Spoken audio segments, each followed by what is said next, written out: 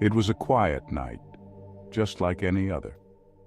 My husband and I had spent the evening on the couch, watching TV and snacking on whatever we could find. Nothing special, really. It was around 9 p.m., and I was starting to feel that comfortable, sleepy kind of tired, like when the day has worn you down and you're just ready to crawl into bed. After a bit, my husband went into the bedroom. But then I heard it. I heard his voice clear as day, coming from outside the front door. "Open the door, babe, it's cold out here," he said, almost casually, like he was just asking me to let him in from the porch or something. At first, I didn't think anything of it. It was late, and I figured maybe he had gone outside for a smoke or something, and now he was locked out. He had a habit of doing that sometimes, leaving the door behind him unlocked or half-closed without realizing it. But that was normal, right?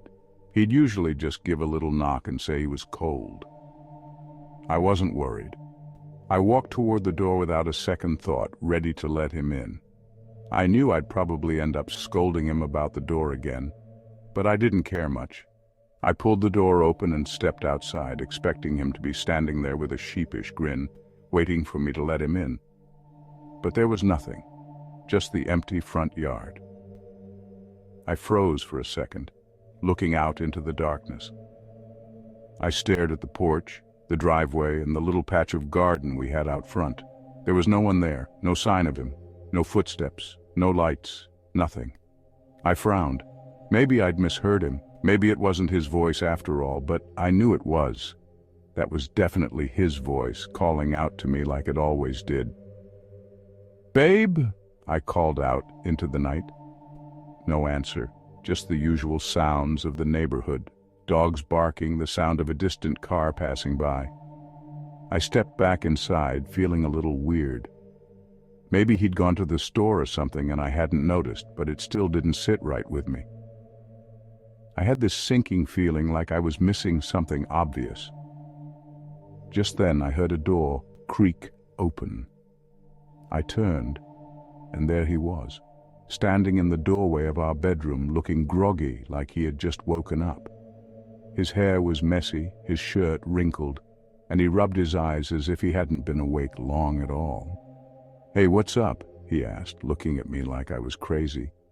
"You okay?" I stared at him, confused. You're in there," I said, pointing to the bedroom, then glancing back at the front door. "I just heard your voice outside telling me to open the door. You said it was cold." His expression didn't change. He just shrugged, scratching his head. "I haven't been outside, babe. I've been in here. I'm just waking up now." I felt a chill run down my body. I was sure I had heard his voice clear as day. I hadn't imagined it. But there he was, standing in front of me, like nothing had happened. "Maybe you were just half asleep or something," he said, stepping further into the living room and rubbing his neck. "You're probably hearing things. You've been working hard lately. I'm sure you're just a little out of it." I didn't buy it, but I didn't know what else to say. I wanted to brush it off, tell myself it was nothing. But that voice, his voice, had been so real. It had sounded so familiar. I shook my head, trying to convince myself that I was just being paranoid. Maybe I had just imagined it. Maybe I was tired and a little too jumpy. The rest of the night was normal, or at least it felt normal. We watched a few more episodes of our show, and then we both went to bed. I lay awake for a long time, staring at the ceiling, listening to the soft breathing of my husband beside me. I kept thinking back to the voice outside. Could it have been someone else, maybe some prankster on the street? No, I was sure it was his voice. And if it wasn't him, then who was it? I finally drifted off to sleep, but my dreams were restless. The next morning, everything felt off. I woke up earlier than usual, and the house was eerily quiet. I got up to make coffee, but as I passed the front door, I stopped. I looked at the handle, the lock, the small scratch marks on the door frame where the wood had worn down over time. I hadn't thought about them before, but now they seemed different somehow. I turned the handle just to check. It was locked. But the whole thing felt wrong, like something had been tampered with. I walked over to the kitchen, trying to get rid of the feeling of dread, but it lingered. My husband was still asleep in the bedroom. I tried not to think too much about what had happened the night before. That day passed without incident, but I couldn't stop thinking about it. Every time I heard a noise from outside, I would freeze, wondering if it was the same voice again. And then, the next night, it happened again. Around 9 p.m., I was sitting on the couch, just like before, when I heard it again. His voice, faint but clear, coming from outside. "Open the door, babe, it's cold out here." I froze. This time, I didn't even hesitate. I knew exactly what I was hearing. I couldn't help it. I got up and walked to the door. But this time I didn't open it. I stopped just before reaching the handle and stood there, my heart racing. I waited, listening. The voice didn't come again. It was silent. Finally, I turned around and went back to the bedroom, feeling more unsettled than before. My husband was lying on the bed, flipping through his phone. "I heard it again," I said, my voice shaking a little. He looked up from his phone, his eyes narrowing in confusion. "Heard what?" "Your voice, outside. It said the same thing as last night. It's cold out here." He just looked at me, unblinking. "I haven't been outside, I swear, babe, you're just imagining it." I shook my head, frustrated.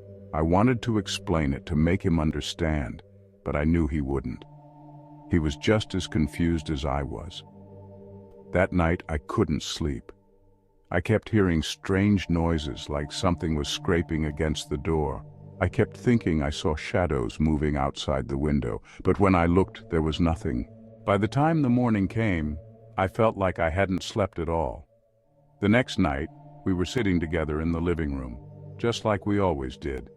It was quiet, the TV playing softly in the background, and the only sound in the room was the occasional sound of a snack bag.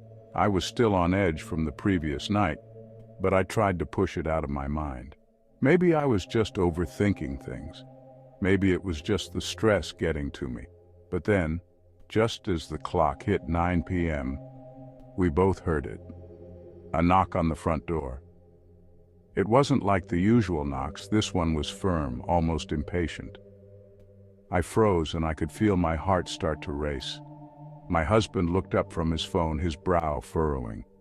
"Did you hear that?" he asked, his voice quiet but tense. I nodded. I heard it too, and then right after the knock, I heard it again, the voice. His voice. "Open the door, babe, it's cold out here." I could feel my hands trembling and my stomach dropped like a stone. There was no way I was imagining this. The voice was real, and it was coming from outside the door. But this time, my husband was with me. He heard it too. "Stay here," he said, his tone suddenly serious. He got up from the couch and walked toward the hallway closet. I watched as he pulled out the old wooden bat we kept there for emergencies. He didn't say anything else as he marched toward the front door. I didn't know what to do. I wanted to follow him, but part of me was too afraid to move. I stood frozen, my eyes locked on the door as if I could somehow stop whatever was out there from coming inside. He reached the door and stood there for a moment, peeking through the small hole in the door. I watched his face, his expression turning to one of confusion. He looked back at me, his voice low. "There's no one there, I don't get it." I didn't know whether to feel relieved or more scared. The voice was there. I heard it, he heard it, but when he looked through the peephole, there was nothing. Just the dark, quiet night outside. Without saying anything else, my husband suddenly turned the knob and flung the door open. I gasped, my hand flying to my mouth as I watched him rush outside, the bat gripped tightly in his hands. "Hey, who the hell is out here?" he yelled, his voice angry and sharp. I could hear him pacing around, his footsteps crunching against the gravel in the driveway. "Show yourself!" I was too scared to move, too scared to even look outside. I stayed by the door, peering through the crack as my husband searched the front yard, the bat raised like a weapon. But there was nothing, no one. Not a single sound except for the sound of the trees in the breeze. He turned around, his face flushed, his eyes wide with frustration.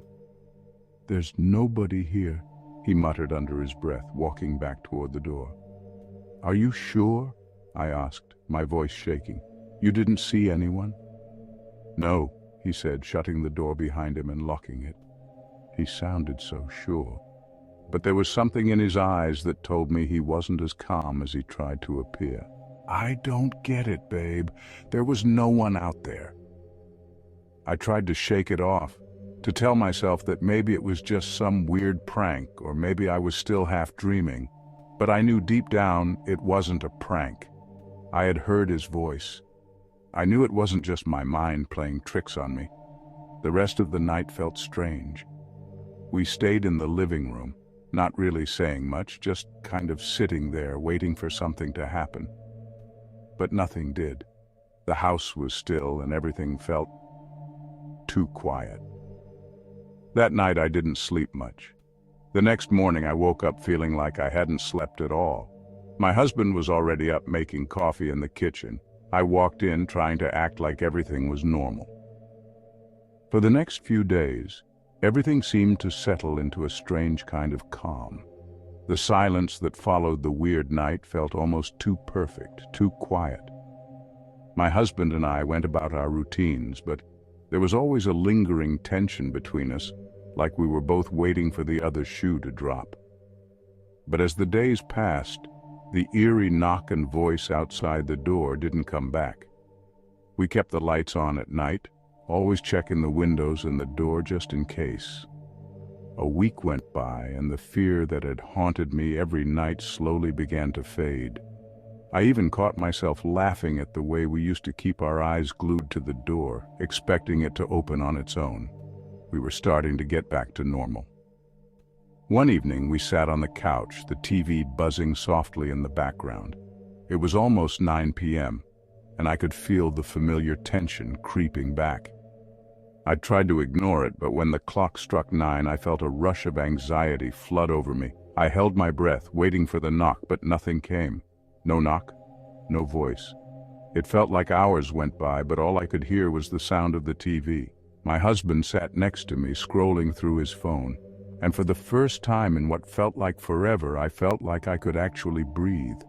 The house was quiet, peaceful even. I glanced at my husband, and for the first time since the strange incidents began, I saw that he was relaxed. He didn't seem worried.